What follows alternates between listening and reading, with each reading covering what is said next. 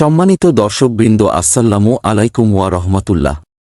আশা করি আপনারা সবাই ভালো আছেন, সুস্থ আছেন।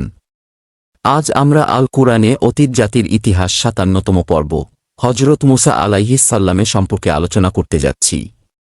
হযরত মুসা আলাইহিস সাল্লাম ও তার জাতির ইতিহাস কুরআনের আয়াত উল্লেখ করে ভিডিও প্রকাশিত হল।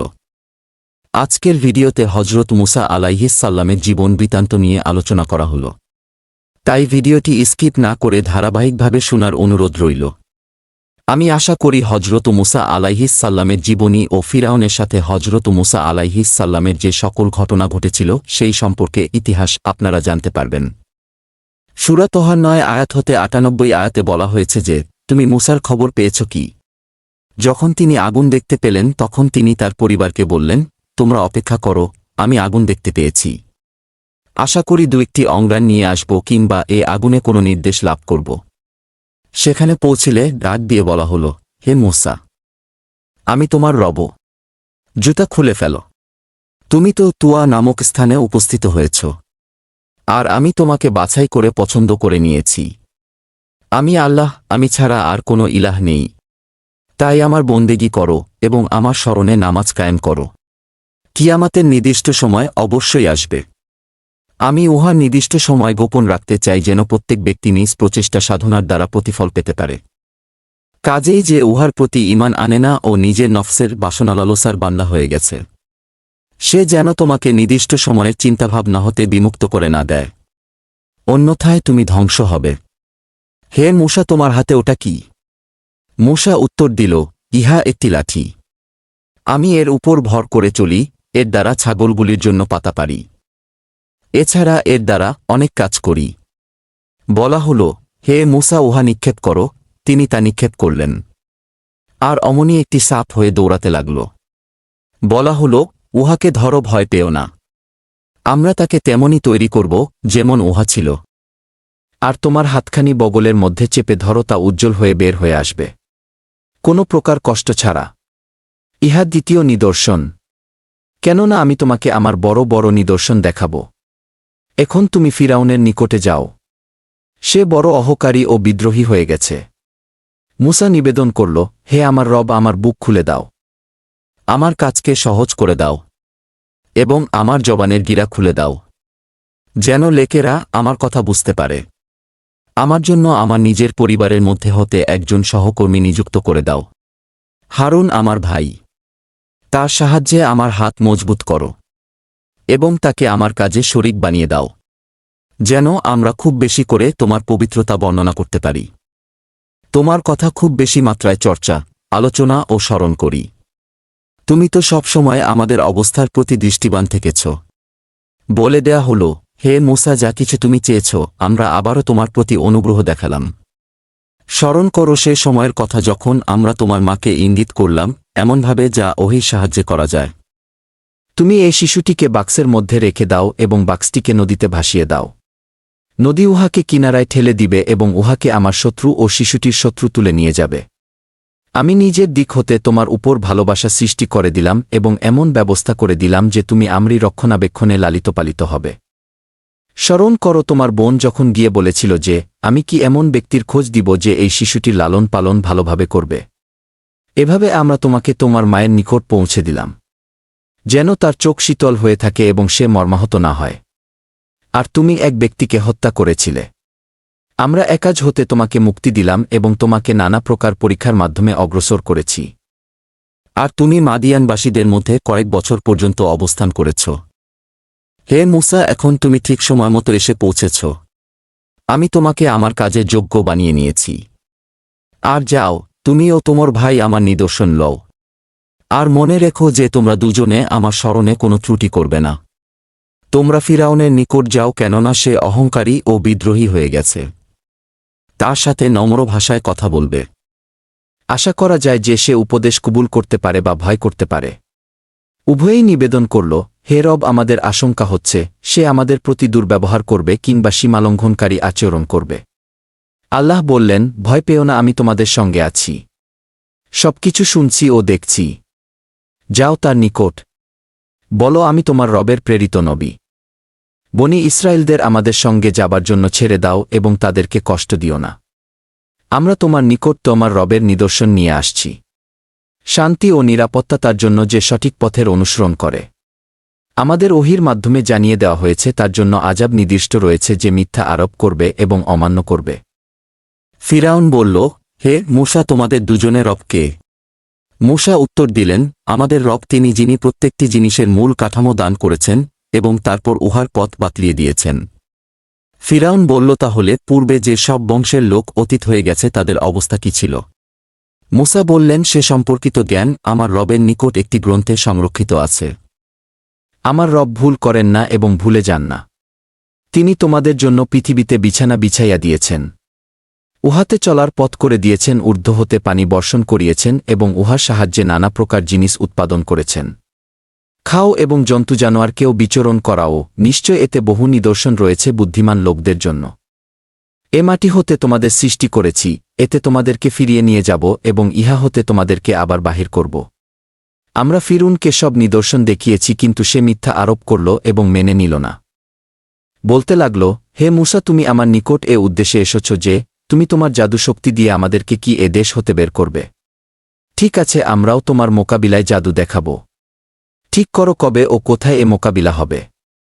এ প্রস্তাবে আমরা ফিরে যাব না, তুমিও ফিরে যাবে না। খোলা ময়দানে সামনাসামনি মোকাবিলায় আসো। মূসা বললেন, উৎসবের দিন ঠিক করো। সূর্যোদয়ের সঙ্গে সঙ্গে জনতাও সমবেত হবে। ফিরাউন ফিরে গিয়ে তার সমস্ত হাতিয়ার ঠিক করল এবং মোকাবিলার জন্য প্রস্তুত হল। মূসা বললেন, হে হতভাগ্য লোকেরা, রবের প্রতি মিথ্যা অভিযোগ আরোপ করিও না, নতুবা তিনি এক কঠিন আযাব দ্বারা তোমাদের সর্বনাশ করে ফেলবে। মিথ্যা রচনা যে করে সে ব্যর্থ হবে। এ কথা শুনে তাদের মধ্যে মতবিরোধ দেখা দিল এবং তারা চুপি চুপি পরামর্শ করতে লাগল। শেষ পর্যন্ত কিছু লোক বলতে লাগল, এ দুজন নিছক জাদুকর। এদের ইচ্ছা এই যে তারা নিজেদের জাদুর জোরে তোমাদেরকে তোমাদের দেশ হতে বহিষ্কার করবে ও বেদখল করে দিবে এবং তোমাদের আদর্শ পদ্ধতি শেষ করে দিবে। তোমরা নিজেদের সকল উপায় ক্ষমতা একত্রিত করা এবং একত্রিত হয়ে ময়দানে ঝাঁপিয়ে পড়ো। মনে রেখো, আজ যে প্রাধান্য বিস্তার লাভ করবে তারাই জয়ী হবে। জাদুকরেরা বলল, হে মূসা, আপনি আগে নিক্ষেপ করবেন না, আমরা আগে নিক্ষেপ করব। মূসা বললেন, না, আগে তোমরা নিক্ষেপ করো। সহসা তাদের রশ্মিগুলো এবং তাদের লাঠিগুলো তাদের জাদুর জোরে দৌড়াচ্ছে বলে মূসার মনে হল।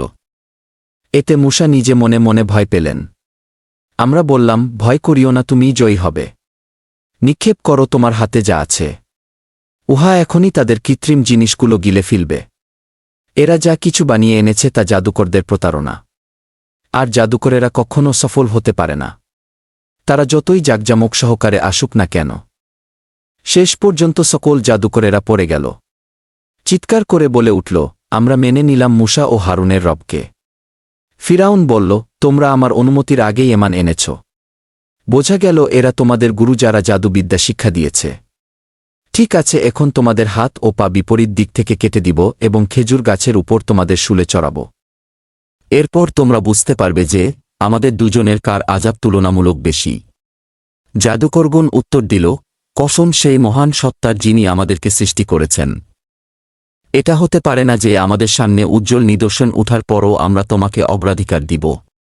তুমি যা কিছু করতে চাও করো। তুমি বেশি কিছু করলে শুধু এ দুনিয়ার জীবনে করতে পারো। আমরা তো আমাদের রবের প্রতি ঈমান এনেছি, যেন তিনি দোষত্রুটি ক্ষমা করে দেন, আর এই জাদুগিরি করতে যে তুমি বাধ্য করেছিলে তা মাফ করে দেন। আল্লাহ উত্তম, কল্যাণময় ও চিরস্থায়ী।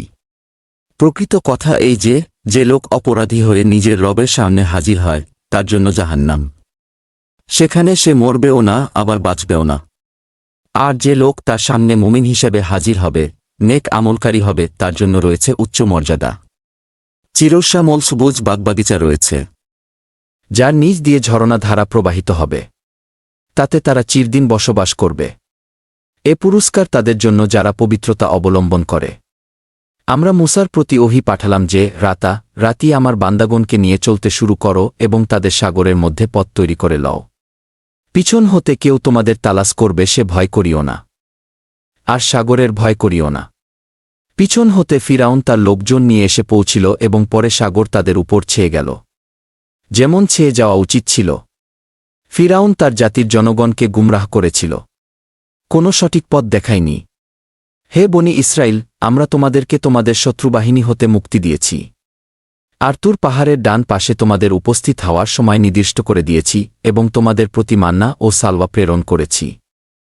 খাও আমাদের দেওয়া পাকপবিত্র রেজেক এবং আল্লাহদ্রোহী হইও না, নতুবা তোমাদের প্রতি আমার গজব পড়বে। আর যার উপর গজব পড়বে সে পড়েই থাকবে। অবশ্য যে তোবা করবে ও ঈমান আনবে, নেক আমল করবে এবং সঠিক সরল পথে চলতে থাকবে, তাদের জন্য অনেক কিছু ক্ষমা করে দেওয়া হবে। আর হে মূসা, কোনো জিনিস তোমাদেরকে নিজের জনগণের পূর্বেই নিয়ে আসল। তিনি বললেন, তারা তো আমার পিছনে পিছনে আসছে। আমি খুব তাড়াহুড়া করে তোমার দরবারে এসেছি। হে আমার রব, যেন তুমি আমার উপর খুশি হও। বললেন, আচ্ছা তাহলে শোনো। আমরা তোমার পিছনে তোমার জাতিকে পরীক্ষার সম্মুখীন করে দিয়েছি এবং সামেরী তাদেরকে গুমরাহ করে দিয়েছে। মূসা বড় ক্রুদ্ধ ও মর্মাহত অবস্থায় নিজ লোকজনের নিকট ফিরে এসে বললেন, হে আমার জাতির লোকজন, তোমাদের রব কি তোমাদের সাথে ভালো ওয়াদা করেছিলেন না? তোমাদের সে দিনগুলো দীর্ঘ মনে হল, কিংবা তোমরা নিজেদের রবের গজব নিজেদের উপর চাপিয়ে নিলে? তোমরা আমার সাথে ওয়াদা খেলাপ করলে। তারা উত্তর দিল, আমরা আপনার সাথে ওয়াদা খেলাপ নিজেদের ইচ্ছায় করি নাই। ব্যাপার এই হয়েছিল যে আমরা লোকদের অলঙ্কারের বোঝায় ভারাক্রান্ত হয়ে পড়েছিলাম, তাই আমরা উহা শুধু ছুড়িয়া দিয়েছিলাম। পরে এমনিভাবে সামেরীও ছুড়ে দিল এবং তাদের জন্য একটি গরুর বাছুরের মূর্তি তৈরি করে আনল। এতে গরুর মতো আওয়াজ বের হতো। লোকেরা চিৎকার করে উঠল, ইহাই আমাদের রব ও মূসার রব। মূসা ইহাকে ভুলে গেছে। তারা কি দেখতে পাচ্ছিল না যে উহা না তাদের কথার কোনো জবাব দেয় আর না তাদের লাভক্ষতি বিধানের কোনো ক্ষমতা রাখে?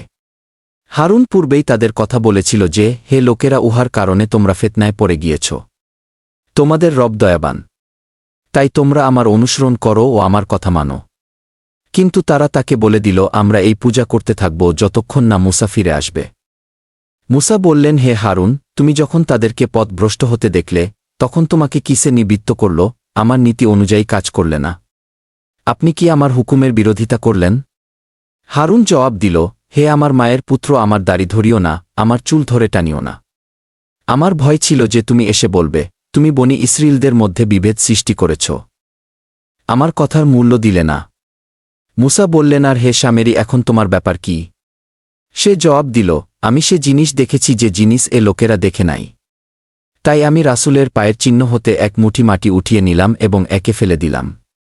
আমার নফস আমাকে এই রকম কিছু করতে উদ্বুদ্ধ করেছে। মূসা বললেন যে, আচ্ছা তুমি যাও, এখন তুমি চিৎকার করতে থাকবে, আমাকে স্পর্শ করিও না। আর তোমার জন্য জিজ্ঞাসাবাদের একটি নির্দিষ্ট সময় রয়েছে, যা কখনো তোমার উপর হতে চলে যাবে না। আর দেখো তোমার এ রবকে, যার জন্য তুমি অপেক্ষায় বসেছিলে। এখন আমরা উহাকে জ্বালিয়ে ফেলব এবং চূর্ণবিচূর্ণ করে নদীতে ভাসিয়ে দিব। হে লোকেরা, তোমাদের রব তো একমাত্র আল্লাহ, তাছাড়া আর কোনো রব নাই। সকল জিনিসের উপর তার জ্ঞান পরিবেষ্টিত হয়ে আছে। আজকের ভিডিও এই পর্যন্তই শেষ। আগামী পর্বে হযরত মূসা আলাইহিসসালাম সম্পর্কে বাকি ইতিহাস আলোচনা করা হবে ইনশাল্লাহ। সবাইকে শোনার আমন্ত্রণ রইল। আল্লাহ হাফিজ। আসসালামু আলাইকুম ওয়া রাহমাতুল্লাহ।